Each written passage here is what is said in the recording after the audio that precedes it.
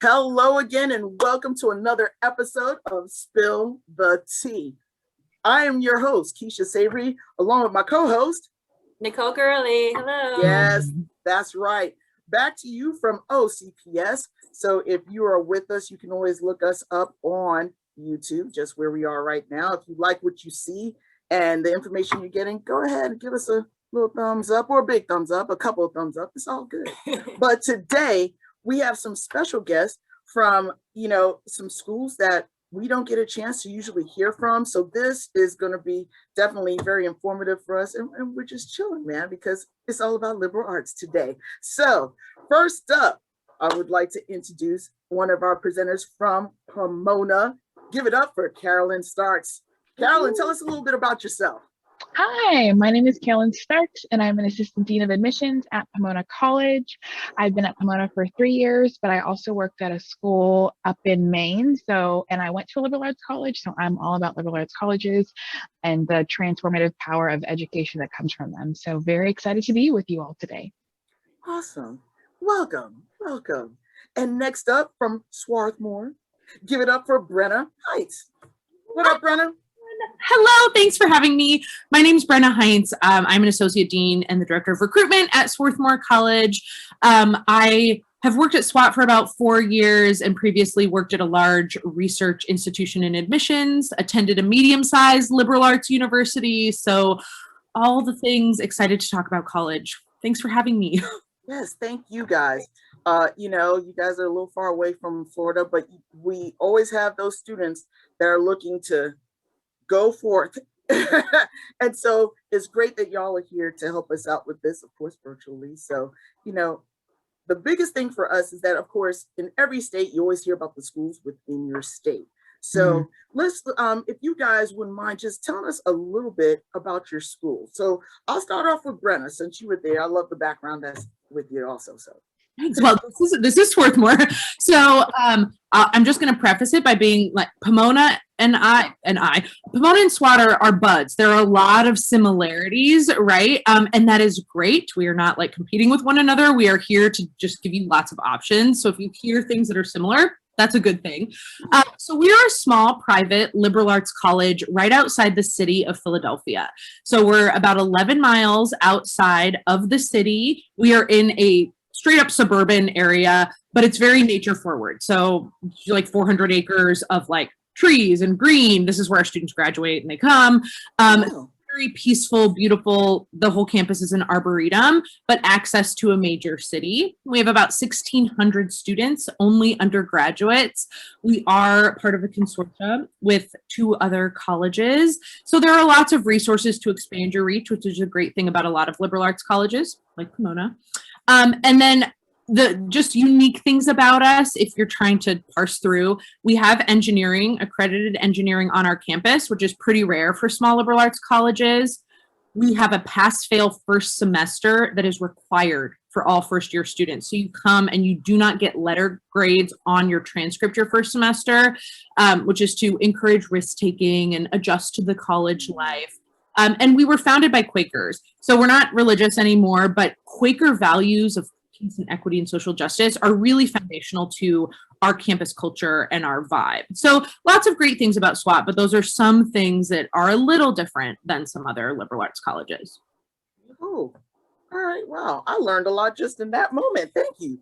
Carolyn, give us some information. Yeah, so Pomona is also a small liberal arts college, very different from the East Coast. We are located in sunny Southern California, about 35 miles east from downtown Los Angeles.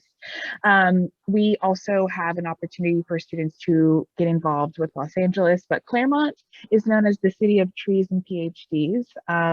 There are a lot of faculty live in the area, so students really take advantage of Claremont and what Claremont has to offer.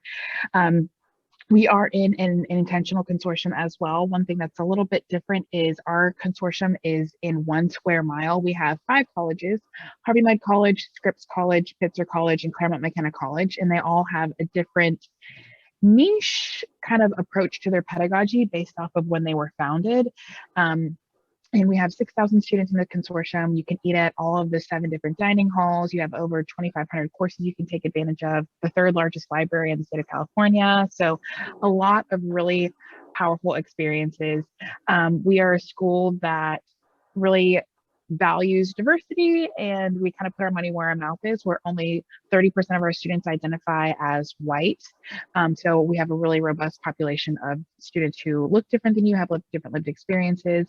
So yeah, I think, any small liberal arts college is going to be great, and very similar to SWAT, we have a lot of opportunities for students to risk take and encourage, but we don't have pass fail, which is one thing that I am very, very jealous of. And I know some of our students are as well.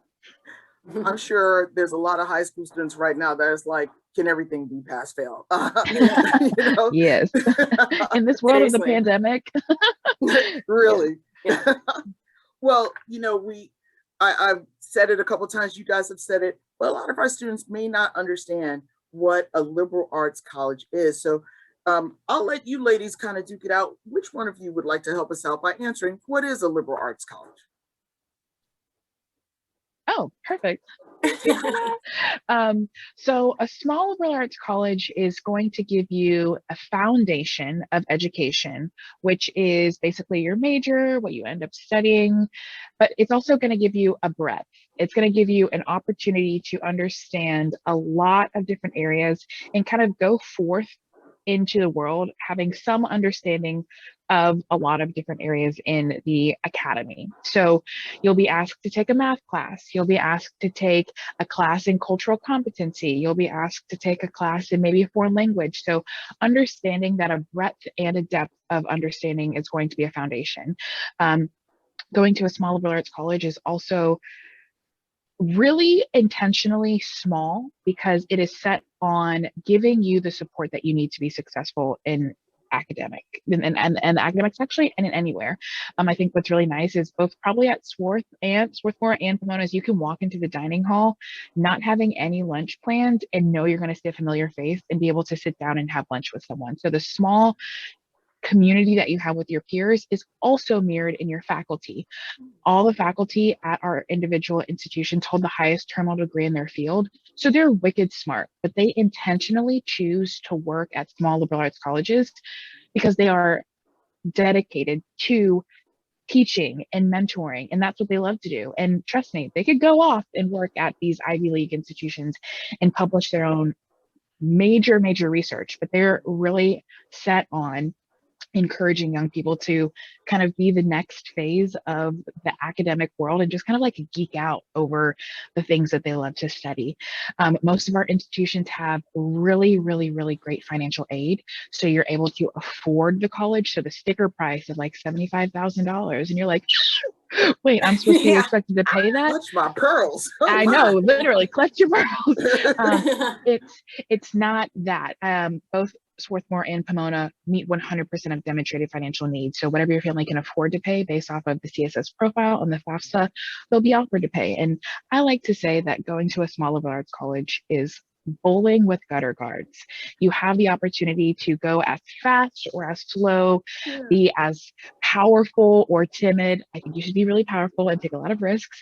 That's what education is all about. But there's always going to be someone there to catch you, whether it be your peer mentor, whether it be your RA, whether it be your professor, whether it be honestly like the dining hall services. One of our seniors graduated and his best friend was someone that made him omelets every morning, taught him poker, and you're going to build community with everyone on our small liberal arts college campuses. So you're going to have a powerhouse education in the classroom, but then you're also going to have a powerhouse extracurricular, co-curricular experience with the support and the friendships and relationships that you'll build. Oh, I want to go. Keisha, man, what were we thinking about for undergrad? Man. I know. Like, doggone it.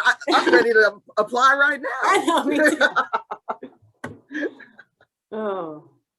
Well, Yeah. Brenna, is there anything you'd like to add to that one? I mean, yeah, just totally co-sign all of that, right? I think the only thing I'll add is some perceptions that like I had of liberal arts colleges, because I grew up in Alaska and attended like this medium-sized liberal artsy place on the East Coast.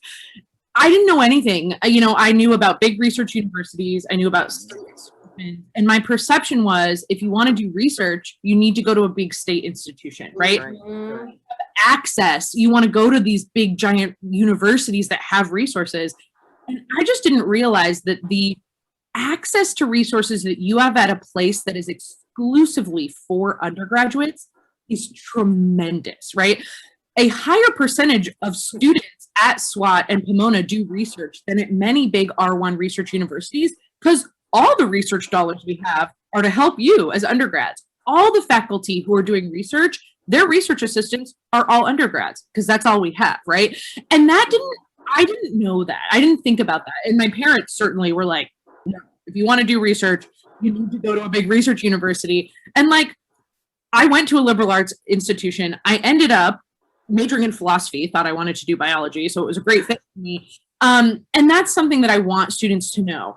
The other thing is, liberal arts doesn't mean that you're just going to like, okay, I'm studying all these things and I'm going to philosophize and sip cappuccinos and just talk about the abstractions. Like, you can be a doctor. You can be a lawyer.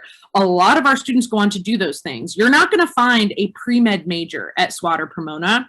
You will find pre-med advising though. And I'll tell you that our admit rates for med school are way higher than the national average, because the rigor of the academics and the way we're training you how to be thinkers, not just get the skills. You will get the skills, right? You want to be an engineer, want to be a doctor, you're going to learn biology, you're going to take those classes, but you're also going to be this really critical thinker, a great communicator, and you will get to where you want to go. And we'll help you with that, because like, you have people all along the way. So those are some perceptions I had. That's just like, oh, what if it's not practical? Like, how will I get these skills? It's like, you're going to get them and more. And we make sure of it, because we know you. Like, this is our job.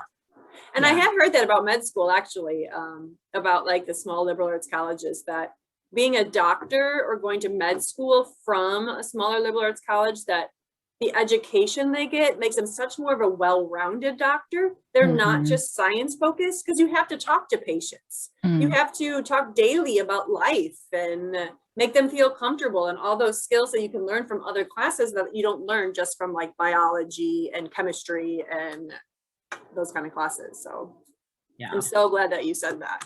So I think you've probably already touched on a lot of like the benefits of attending a liberal arts college. One thing I did want to stop and pause though, for a lot of the kids that don't understand the consortium.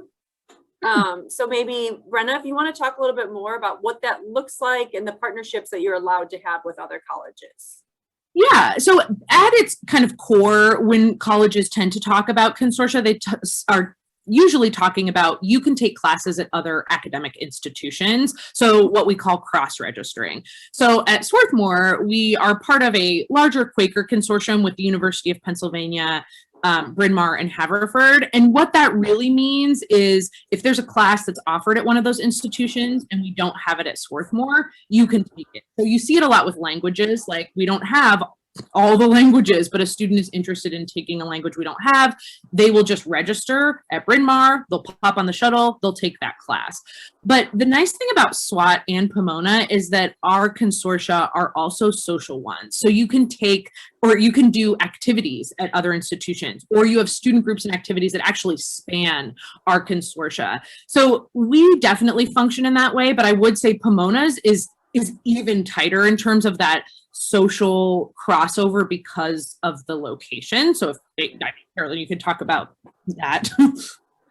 Yeah, so our consortium, Pomona was the founding member in 1887, but in the 19 teens, like, California was booming, and there was just this need to educate people on a larger, grander scale, and they wanted to turn Pomona into a research university. And there was like, we like a small liberal arts college. We like the, again, relationship building, the critical thinking, the breadth and depth of study that comes with that. So there was a plan to found 10 colleges over 100 years. We did not get there. We stopped at 5. But Ellen Browning Scripps, the benefactor actually of Scripps College, bought all of the land that the Claremont colleges sit on. And so they are literally touching each other. So you cross the street from Pomona's campus and you're on CMC's campus. You cross the street from CMC's campus, you're on Scripps's campus. You cross the street from that, you're on Harvey Mudd, and you cross the street from that, you're on Pitzer. So you can actually live on another college campus at the Claremont colleges and still be completely and totally immersed in your home institution's livelihood, classes, dining hall, everything. We actually share athletics teams. We are the Pomona Pitzer Sage Hens and the Claremont McKenna Mud Scripps Stags and Athenas. So there is a much more cohesive kind of experience. But again, there are other small liberal arts colleges that have consortiums. I know like Smith's College is in one too. And I think it's a true benefit because most small liberal arts colleges only offer like 600 to 800 classes a year just because of how large their faculty is. When you have this consortium, you can pick from at Pomona or the Claremont colleges, 2,500 courses you can choose from. Like that's just bonkers, right? Yeah. And you also have like job fairs that, you know, will be hosted on one university and you can just stroll on over, and then faculty, and just again, an opportunity to have just a richness of leaning on one another in a consortium that just doesn't happen in other small liberal arts colleges. Great. So we keep talking the liberal arts. So I think we've gotten it down that the liberal arts colleges, you get a well-rounded education. You don't just focus on one curriculum. You get to take classes in other areas. The liberal arts colleges are smaller. We've gotten that. Are all liberal arts colleges just undergrads as well? Or do some of them have graduate degree programs? That's a great question. We talk about liberal arts colleges, meaning we don't have graduate programs. Technically, there are some liberal arts colleges that have like 1 or 2 graduate programs. They have a few graduate students on campus.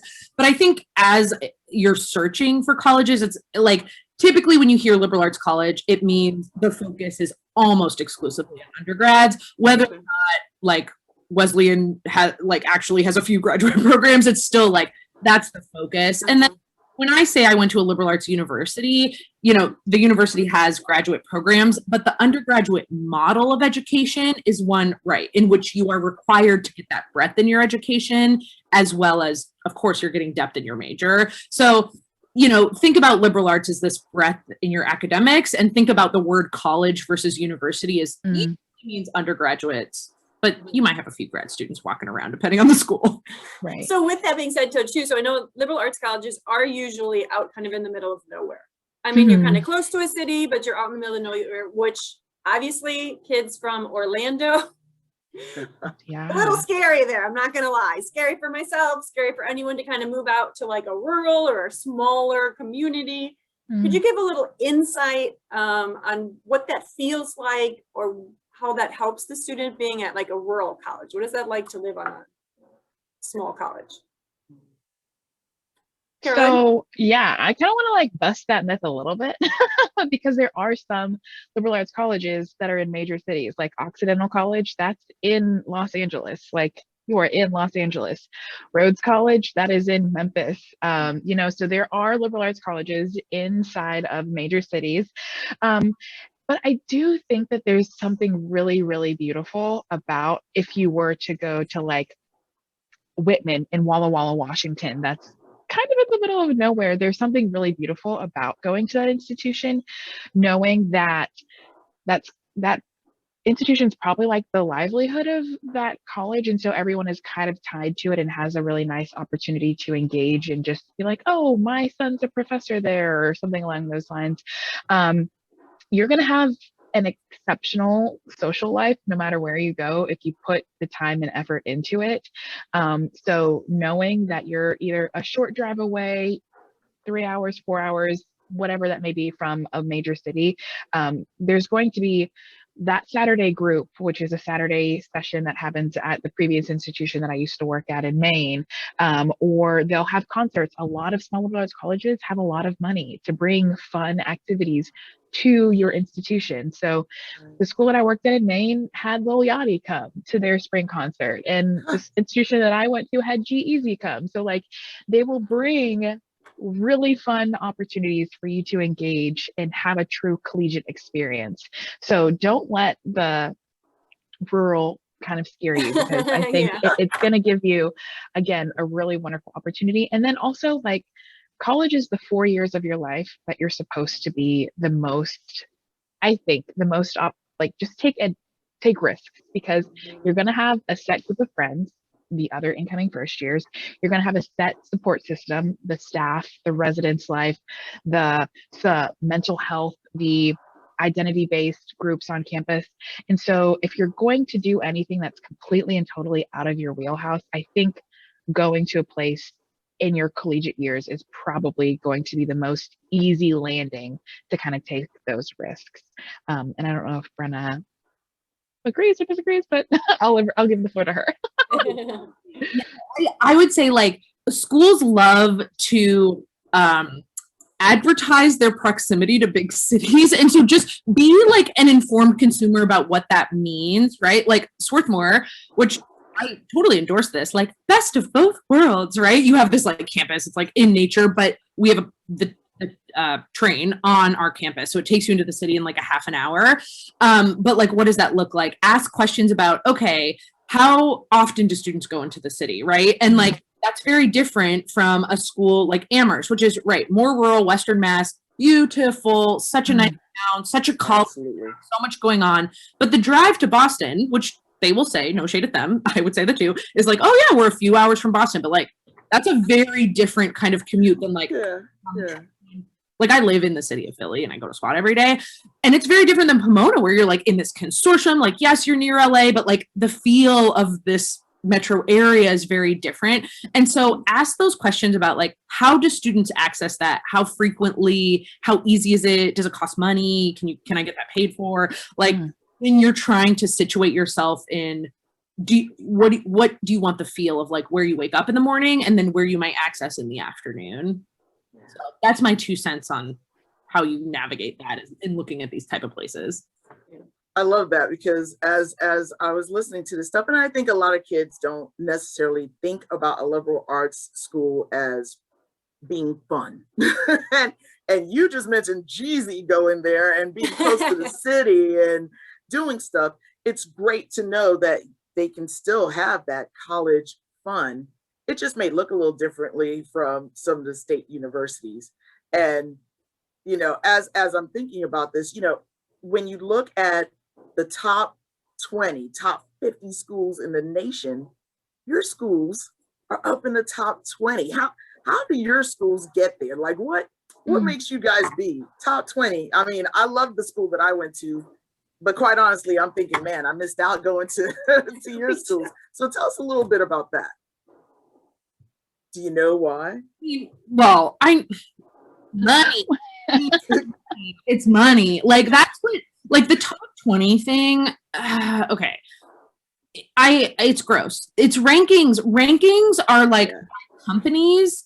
They are about how much money we have in our endowment. That yes, right. I mean, we both have tremendous endowments, which is a great thing for our students because the resources that we have to bring in, like, you know, musical people, to bring in, like, we pay for everything for our students. We're a cash-free campus. Bring a food truck on campus, y'all, that's free. You want to go into Philly? Wow. Train tickets free. Write that down. That is tremendous for our students. But rankings are also about like what percentage of alumni give, and like all of this is sort of rooted in just like these institutions are old and have money and are built on problematic stuff that affords them to be old and have money. So like I would not look at rankings at all as any indication of how happy students are, of how successful you will be as a student, of how fun they are. Like you can get an amazing education at any of the thousands of higher ed institutions in this country, period, right? So like rankings can help expose you maybe to new colleges heard of. And I think that is like the one value add of them. If like maybe for some reason you heard of SWAT, but then you're like, oh, Pomona, what's that? And maybe California is my jam and it's a very similar vibe. That's how you should use rankings, not as an indication of quality, of professors, of students, of social justice initiative, of anything, right? It's like, it's really just like rich colleges that why we have, and selectivity, which is just ridiculous. Selectivity doesn't mean we're better quality. It just means that people happen to know about us. So a lot of them apply and we straight up just don't have enough beds for students on campus. That's why we're selective. It's not because we are like, oh, we're better, our students are better. It's like, we just have lots of applicants and a small number of freshman beds. But you do have to have a good graduation rate, which sounds like you work with like professors and your one-on-one time. I'm sure you have great resources for the kids to be successful. So that does come out of that. So that's something that kids do need to know, is that graduation rate, retention rate, like that kind of stuff they need to pay attention to, because your schools are very good at making sure they have the resources they need in order to be successful. Yeah, that's the thing. Parse out those things, right? Graduation rates, financial aid. Carolyn mentioned it. Just like want to highlight the fact that it is so rare, but so amazing to have full determined need plus no loans. So look into those. Where can I get support? Am I a first generation to college student? Do you have support for that? Do you have a dean for that? Do you have student groups for that? Do you have money for me if something else comes up that's not covered in my financial aid? Like those are the things to get into, because right, we do have those resources. But just looking at like what a ranking means, and if your grandmother will recognize the college, like that's what mine was. My grandmother's like, I don't know what these places are. I know what Harvard is though. And I'm like, that doesn't like support me when I'm in college. So that's your job as a consumer, is to like find those resources that indicate, will I be successful? Right. And that's not just like because we are number whatever on the Forbes ranking list. Just make sure it's a good fit for you. Right. Finding the good fit. I completely agree with that. I think if you apply to all 5 of the Claremont colleges, and Swarthmore and Pomona are also a part of this consortium known as the 6 colleges, where it's Swarthmore, Pomona, Bowdoin, Carleton, Williams, Amherst. Thank you. If you apply to all 5 Claremont colleges and all of those 6 colleges that I just named, I think you will be lost a little bit, because all of these institutions have very similar outcomes in terms of support, resources, those kinds of things. But the social life, the fit, the reason students choose to go to these institutions are very, very, very different. And so you don't want to just kind of like throw spaghetti at the wall and hope something sticks. I mean, you can do that. If you're applying to more than 13 schools, stop, drop, and roll. Like there's no need. There's no need. Just stop, drop, and roll. Yeah. Thank you for saying that. But I want you to be, again, intentional about it, because, you know, very rarely will students, I mean, it does, I'm not even going to say it. Just don't throw spaghetti at the wall and hope it sticks. Because I think when we know scientifically, if people have more options, they are less pleased with the option that they choose. That's why Trader Joe's is so successful, because they have like 2 options for everything. Like if you go to an ice cream store and it has 7 options, you're like, okay, this is going to be great. If you go to an ice cream store and it has 36 options, you're going to be like, well, I could have chosen this. And like, it's great and nice to have options, but be kind to yourself about doing the research to finding a perfect fit. I'm really glad that Nicole brought that up, because fit is exactly what we're looking for when we read your application as well. So just like you're interviewing and researching us, when we get your application, that's kind of like our research packet to do and see, oh, will the student thrive on our campus? Will they be happy? Will they get involved in those kinds of things? So fit is the key word when you're looking at small liberal arts colleges. That's awesome. You guys are hitting some key points that, you know, you hear kids go through the struggle every year. You know, what school am I going to go to? Am I a good fit? You know, I really appreciate the things that you guys are talking about. Now, if you have that kid that feels like your schools are the right ones for them, what are some suggestions you give to them to prepare to apply? Great question. I think that you need to talk to a current senior at that institution, because if you have a conversation with them and you're like, yo, I want to be like them when I grow up, that's going to be you in 4 years, should you choose us. So have conversations with current seniors. Also, if you think that everyone is happy on that college campus, you need to be talking to other people, because there is no growth without struggle. And so hearing how students struggled and how they overcame, or they're trying to work through that, you just need to make sure that you get the whole picture when you're making an educated decision. Next, some of us practice demonstrated interest, some of us don't. If a school practice demonstrated interest, do not send Please them. define. Yes. I like to say demonstrated interest versus demonstrated understanding. I would like you to practice demonstrated understanding, which means you reach out to your regional counselor having already done some kind of research about a program that you are interested in and say, hi, my name is Carolyn Starks. I'm from Auburn, Alabama. I am really interested in political science, and I saw that you have a professor who has done this research. Do you have any idea how I can get in touch with them? Any students that can speak to that? Because if you make us admissions officers think about our responses rather than just kind of be like, we have 32 study abroad programs in 65 countries, it's going to be lost on us. And so being intentional about asking questions that aren't just kind of like, oh, I want to get on the map, which is what demonstrated interest is, like being in conversation, visiting campus, going to campus programs, all of those things. You want to do demonstrated understanding, because I think not only you, but your admissions officer will both have a better understanding of if you're going to be a good fit for that institution or not. Brennan, do you want to talk about like the academics piece, I guess? That was good though. They need to hear this stuff because they don't usually get that information. I mean, as a counselor, you try to give them that, but it's kind of like when you listen to your mom, your mom says it a million times, yeah, right, whatever. But maybe someone else says it, like your buddy says it, and it's like, you just spoke the gospel. It's like, what? So it's great that you guys are saying this. So Brenna, give us some more. Yeah, right. Like straight up demonstrated interest. Schools will tell you too. You can just ask. Like ask us and we'll be like, no, we don't track that. All it means is like they're tracking their interactions, and it could be helpful to you in the admissions process if you have interacted with them. For us, our systems are smart enough to track it, but Carol and I are not looking, oh, you visited campus when we're reading your application. We're like, we don't care if you've never had the opportunity to visit. That doesn't have any impact. So like it'll help you, but yeah, like start with admissions just because like you're going to get the vibe. That's all I want is for you to understand the vibe of different institutions, the academic vibe, the social vibe. And so start with us because we're going to give you that overarching vibe, but then dig in and talk to students, these other things. And then to prepare, I mean, right. We also, in particular, we're rigorous academic institutions. We want students who are excited to like dig in and think deeply and not be afraid to nerd out over stuff.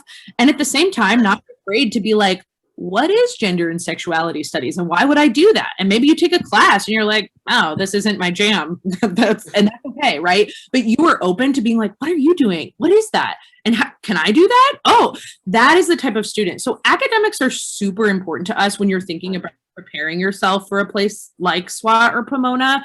And so we want you to do that work in your classroom with your teachers to be like, I'm a deep thinker. I am challenging myself. Like that is a big part of this process because it will help you in admissions, but it also helps to get you excited for this type of learning that you're going to be doing at a liberal arts college. So yeah, that's my big advice is like, always start with admissions because you are going to get like, here's the overarching deal. Like, here's what we're about. And ask us what our vibe is. And that will sound similar, but a little different than what Pomona's vibe is. And that will sound similar, but a little different to Amherst. And that's how you start to narrow down. And then you're like, okay, what's the T? What are they trying to change? Because that's you do not have to go to a top 50, even 100 school to be successful. I think, Keisha, you brought up the rankings, and I think that they cause a lot of anxiety because it's like, if I don't get into one of these schools, I'm not going to be great. And I'm really lucky that I work at one of these institutions that's in the top 100. I did not go to one of them, but I still consider myself to be successful because I went and had a really great foundation in a small liberal arts education. So give the colleges that change lives a chance because those are great schools and some of them are out in the middle of nowhere, some of them are not. But it doesn't have to be one of these top schools that gives you name recognition that kind of gets your foot in the door, because alumni from all of our institutions have really great places in themselves and created an opportunity to be successful outside of that. So they will help you build up and you can kind of do that too. So don't think that rankings or trying to go to SWAT or Pomona or any one of these other elite to liberal arts colleges that has an admit level below 20% is gonna be your key to success, because it could be, but it could also be something where you get there and you're like, oh my gosh, what's happening? And we have the opportunity to support you, but don't think that if you don't get into one of these schools, you're not going to be successful, because that is absolutely not the case. Oh my gosh, this has been fantastic.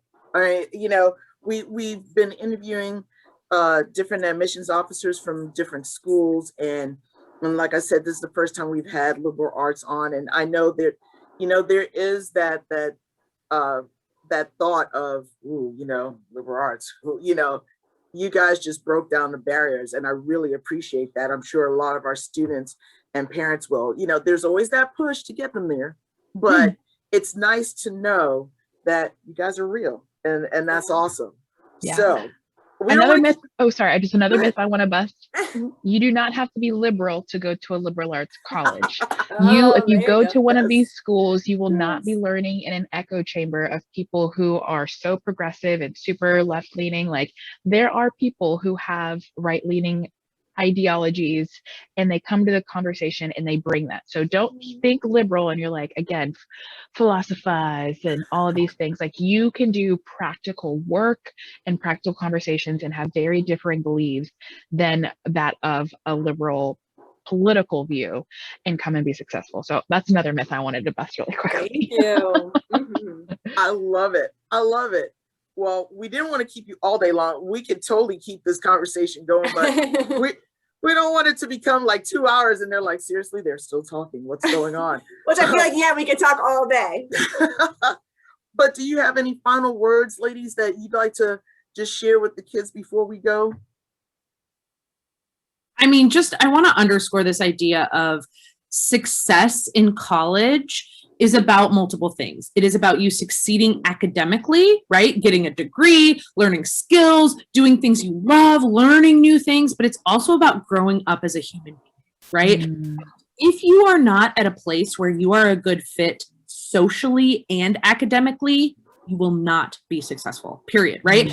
It could be Harvard, Yale, whatever these places are that, like, oh my gosh, if you're not finding your people, right, who are supporting you socially, who are your friends, who you're eating pizza with, who are going to be your former colleagues, you will not be successful, right? You will be successful in your job, in your graduate school, in all of these things if you have found a good fit, where you have an institution that supports you and sees you, where you have peers who support you and see you, and where you have academic opportunities that will get you where you want to go. And maybe that's like, right now, I want to be a doctor. Right now, I want to be an engineer. And maybe it's like, I have no idea. So I need to put myself in a place where I'm going to be exposed to new things, where I'm going to change my mind, where I'm going to have people talk to me about, like, okay, if I major in philosophy, like, literally, what do I do with that? Right? Like, admissions officer, hey, right? Like, that's what you need. And so think about fit in this really multi-dimensional way. It's not just like, I'm going and I'm only going to take classes. College is about so much more,